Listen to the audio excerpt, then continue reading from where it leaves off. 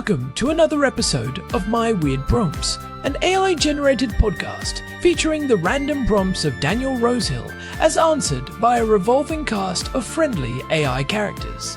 Join us for deep dives into AI, technology, and whatever other random thing Daniel finds fascinating today. Subscribe on Spotify or your favorite podcatcher. Now, today's episode. This episode was generated using artificial intelligence. Please verify facts. Hi there, Herman and Corn. So I've mentioned that I have asthma in previous episodes, and I think I was diagnosed when I was like 13. It's quite common in Ireland. And when you have something for, I guess, this length of time, it kind of just fades into the background a bit. And usually it's well controlled through taking a preventative. I take a inhaler every day for decades, I guess, and mostly, except when you have certain triggers. And one of those recently was, I mentioned, there was a leak in our roof that then just got worse, sprouted mold, and I woke up with an asthma attack. And those moments are when it kind of gets scary. We talked about that whole fracas in a separate episode, but what I'd like to talk about today is indoor air quality, because we do need a bed to sleep in. We've been kind of on the couch for the last month now. We're going to try to get through to the end of this tenancy so we can move to a better apartment, or at least the next few months. And returning to this room, I have to say, makes me kind of a little bit nervous. We got the humidity down, it dried out, and the air feels cleaner. But I thought it would be maybe actually a good time to actually properly figure out what's useful for indoor air monitoring. So we have humidity and temperature sensors in the room. When I started using Home Assistant, these were the first sensors I bought. They're pretty cheap, and they tell you something useful. So it's good to know the humidity is there. After you've had things like mold in your room, or even if you haven't had a leak and you're asthmatic and you want to just kind of check that the air is of a decent quality, my first question really is there any point in doing that? Because as much as I'm into tech and smart things, I think that too much data can be harmful. And I know that when we're talking about stuff like air quality and specifically, there's no shortage of sensors on AliExpress that say they'll do PM 2.5, PM 10, VOCs, everything. And with these air sensors, from what I understand, the general rule is it's either good or it's garbage. If it's a certain low quality cheapness, there's just no point in having it because the readings aren't going to be reliable. So if you think that there is that there is a point in keeping track of your indoor air quality, the first question I have for you, in the context I've mentioned being, asthma and the rest of it, is what parameters should we be looking at? I mentioned I'm already tracking humidity. PM 2.5, whenever there's forest fires here, which has happened about once a year reliably for the past number of years, the information I've got is that we have the air quality index, or AQI, and PM 2.5 is kind of the one that asthmatics need to keep an eye on. There's also ozone and PM 10. For indoor air quality, would you say PM 2.5 is a good place to start? There's also carbon dioxide. I mean, there's a whole bunch of parameters. I'll tell you the other stuff that I am monitoring at home. We have, in terms of our safety stuff, we have smoke detectors, and we have a carbon monoxide sensor as well. So I've already got that gear. So I'm just looking at, especially given the circumstances we're in now, and with our 6-month-old, if I want to buy one sensor that I know isn't junk, it's good, and it might be helpful in just telling me, okay, this is safe, this is fine. What would you recommend parameters and any brands?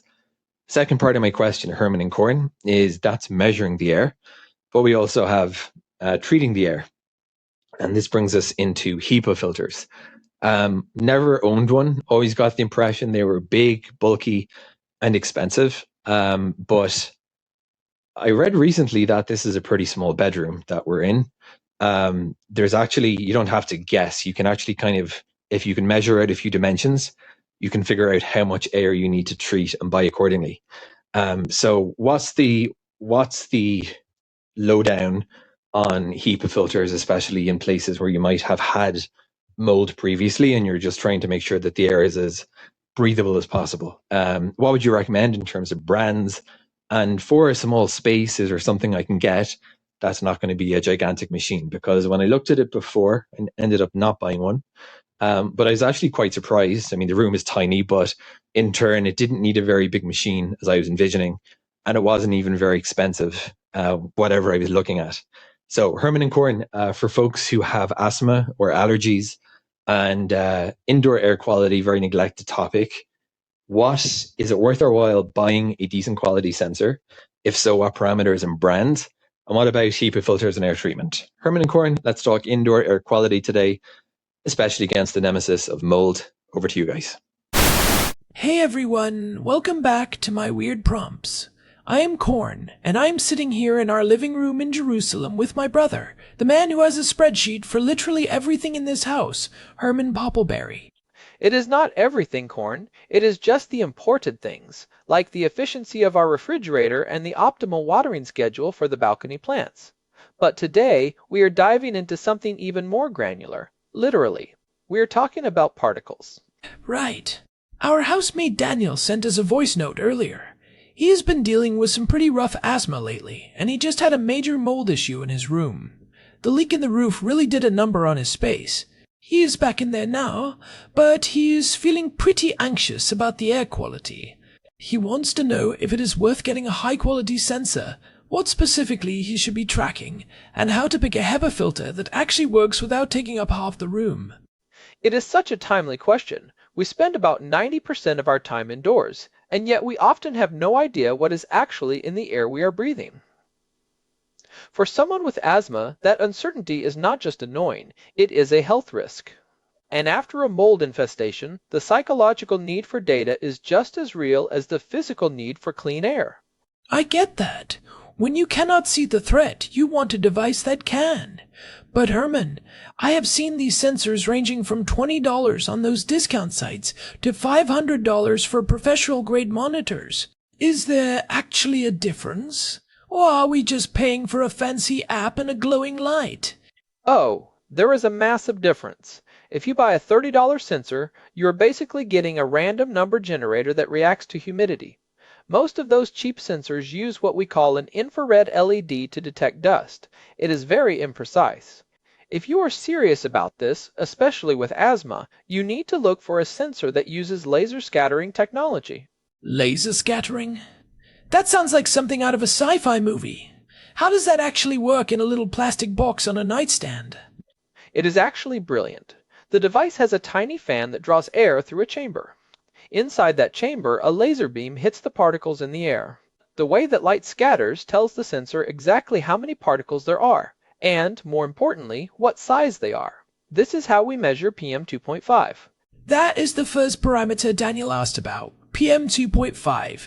For the folks who might not be familiar with the jargon, what are we actually looking at there? PM stands for particulate matter. The 2.5 refers to the diameter of the particles in microns. To give you some perspective, a human hair is about 70 microns wide, so these particles are 30 times smaller than the width of a hair. They are small enough to bypass your nose and throat and go straight into your lungs and even your bloodstream. For an asthmatic, these are the primary triggers for inflammation. And after a mold issue like Daniel had, are mold spores falling into that PM 2.5 category? Exactly. Most mold spores are between 3 and 40 microns, but the fragments of those spores and the secondary particles they release can easily be in the PM 2.5 range.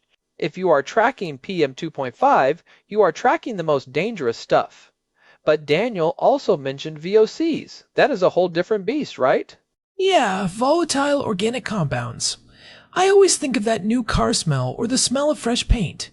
But if Daniel is worried about mold, why would he care about VOCs? Because mold actually off-gasses. It produces what we call microbial VOCs. That musty smell you associate with a damp basement? Those are volatile organic compounds produced by the mold as it grows. Even after the visible mold is gone, if the moisture is still there, Those VOCs can tell you that something is still happening behind the drywall. Plus, VOCs come from everything. Our cleaning products, the glue in our furniture, even some of the plastic electronics we have all over the house. I remember back in episode 218, when we talked about the agentic mesh and how devices talk to each other, we touched on how these sensors can trigger other things. But before we get to the automation, I want to talk about the third thing Daniel mentioned, carbon dioxide, CO2. We usually think of that in terms of climate change, but why do I want a CO2 sensor in my bedroom? CO2 is the best proxy we have for general ventilation. If you are sleeping in a small room with the door and window closed, the CO2 levels can skyrocket. We breathe out CO2, obviously. If it gets above 1,000 parts per million, you start feeling groggy. If it hits 2,000, your cognitive function drops significantly. You wake up with a headache feeling like you did not sleep at all. For an asthmatic, poor ventilation also means that whatever PM 2.5 or VOCs are in the room are just sitting there, getting more concentrated. Okay, so we have our three main targets. PM 2.5 for the physical particles and mold fragments, VOCs for the chemical gases and hidden mold activity, and CO2 for general air freshness. Now, Daniel asked for brands. You have been testing a few of these in the house lately. What is actually worth the money? If Daniel wants something that is reliable but also easy to live with, I really like the AirThings View Plus. It is what I am currently using in my office. It uses an electronic paper display, so it does not glow at night and keep you awake, but it tracks everything. PM 2.5, VOCs, CO2, humidity, temperature, and even radon. Radon? Is that a big concern here in Jerusalem? It can be. Jerusalem is built on a lot of limestone and rock that can naturally release radon gas. It is the second leading cause of lung cancer after smoking. Most people do not check for it, but if you are buying a high-end sensor anyway, having radon monitoring built in is a huge plus. The AirThings sensors are calibrated well and their app is solid. What about the ones that look a bit more stylish? I know Daniel is big on the aesthetic of his room. The Aware element is the gold standard for looks. It has that nice wood frame and a simple LED dot display. It is very accurate for VOCs and CO2. Their PM 2.5 sensor is decent, though maybe a hair less responsive than the AirThings or a dedicated purple air sensor. You mentioned purple air. I see those on those public air quality maps all the time. Purple air is the enthusiast choice for PM 2.5. They are incredibly accurate. If Daniel is really worried about the particles specifically, a purple air touch is amazing, but it does not do VOCs or CO2 as well as the others. For an all-in-one bedroom unit, I would stick with AirThings or Aware. Now, let's play devil's advocate for a second. Is there such a thing as too much data? I worry that if Daniel sees a little red light every time he fries an egg or opens a window, it might just spike his anxiety. That is a very real risk. I call it data-induced asthma. You see the numbers go up, you start panicking, your chest tightens, and suddenly you are having an attack that was triggered by the app, not the air. The key is to use the sensor to find patterns, not to obsess over every minute-to-minute fluctuation. For example, if he notices that the VOCs spike every time he uses a certain cleaning spray, the solution is to change the spray, not to stare at the sensor. That makes sense. It is a tool for behavior change, not just a scoreboard. Now let's move to the second part of Daniel's prompt, treatment. He is looking at HEPA filters. He mentioned that he used to think they were these giant, loud industrial machines, but he is looking for something for a small bedroom. What is the lowdown on HEPA technology in 2026? First off, we have to define what HEPA actually means, because a lot of companies use HEPA-like or HEPA-type as a marketing gimmick. A true HEPA filter must be able to remove 99.97% of particles that are 0.3 microns in size. Wait, why 0.3 microns? If we are worried about smaller particles, why is the standard set at 0.3? That is such a great question, Corn. It is actually a bit of a counterintuitive physics thing. Particles that are larger than 0.3 microns are easy to catch because they are big and they just hit the filter fibers. Particles that are much smaller than 0.3 microns are also easy to catch because they move in a zigzag pattern called Brownian motion, which makes them bump into the fibers. 0.3 microns is what we call the most penetrating particle size. It is the hardest size to catch.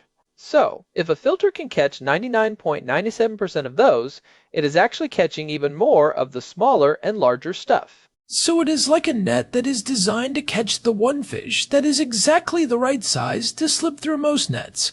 Exactly. And for mold spores, which are much larger than 0.3 microns, a true HEPA filter is basically a brick wall. They are not getting through. So if Daniel wants a machine for a small bedroom, what should he be looking for? He mentioned small machines. Is smaller always better for a small room? Not necessarily. You have to look at the CADR, which stands for Clean Air Delivery Rate. It tells you how many cubic feet of air the machine can clean per minute. For a small bedroom, you want something that can cycle the entire volume of air in the room at least 4 or 5 times an hour. If the machine is too small, it will have to run on its highest, loudest setting to keep up. If you get a slightly larger machine, you can run it on a lower, quieter setting and still get great air exchange. That is a big deal for a bedroom. Nobody wants to sleep next to a leaf blower. Right. For Daniel's situation, I have 2 specific recommendations. The first is the Coway Airmega AP1512HH. It is often called the Mighty. It is a bit of a classic in the air purifier world, but they have updated it recently. It is compact, it has a true HEPA filter, and it has an ionizer that you can turn off, which I recommend doing if you have asthma, as ozone can be a trigger. Why is that? I thought ions were supposed to be good for the air. It is a bit of a marketing myth. Some ionizers produce trace amounts of ozone as a byproduct. Ozone is great for the upper atmosphere, but in your bedroom it is a powerful lung irritant. For an asthmatic, even a tiny bit of ozone can cause a flare-up. So, always look for a machine that is CARB certified, which means California Air Resources Board, to ensure it does not produce ozone. Okay, so the Coway is a solid choice. What is the second one? The Blue Air Blue Pure series, specifically the 411 or the newer 311 models. They use a different technology called HEPA. They combine mechanical filtration with an electrostatic charge. It allows them to use a less dense filter media, which means the fan does not have to work as hard, making them incredibly quiet. Plus, the entire bottom half of the machine is a pre-filter made of fabric that you can wash. It catches the big dust bunnies and cat hair before they even hit the HEPA filter. I actually have a Blue Air in my room, and I love that you can change the color of the fabric. It makes it feel less like a medical device and more like furniture. It really does. And for a small bedroom, the noise floor on those Blue Air units is almost 0 on the lowest setting. Now, Daniel mentioned the mold issue specifically. Does a HEPA filter actually kill mold, or is it just trapping it? Should he be looking for those units that have UV lights in them? This is where we get into some misconception busting. UV lights in small portable air purifiers are almost entirely useless. To kill a mold spore or a bacteria with UV light, the particle needs to be exposed to the light for a certain amount of time. In an air purifier, the air is moving way too fast past the bulb for it to do anything. It is basically just a blue glow that makes you feel better but does not actually sanitize the air. So, the UV light is just theater? Mostly, yes. The HEPA filter itself is what does the work. It traps the mold spores. Now, people worry that the mold will grow on the filter, but mold needs moisture to grow. If your room is dry, the mold spores trapped in the filter will just sit there and eventually become inactive. The key is to change the filter on schedule, usually every 6 to 12 months. That brings up a good point. Maintenance. I think a lot of people buy these things, plug them in, and then forget about them for 3 years. That is the worst thing you can do. A clogged HEPA filter actually becomes a source of pollution. The fan has to work harder, the motor gets hot, and you can actually start off-gassing smells from the trapped dust. If Daniel gets a sensor, he will actually see the air quality degrade as the filter gets full. It is a great feedback loop. So, let's talk practical takeaways for Daniel. He is back in his room, the mold is gone, but he is nervous. Step 1 is the sensor. Step 2 is the purifier. What is step 3? Step 3 is source control and ventilation. No air purifier can fix a damp room. Daniel needs to make sure his humidity stays below 50%. That is the magic number. Molds struggle to grow if the relative humidity is under 50%. He already mentioned he has a humidity sensor, which is great. He needs to watch that like a hawk.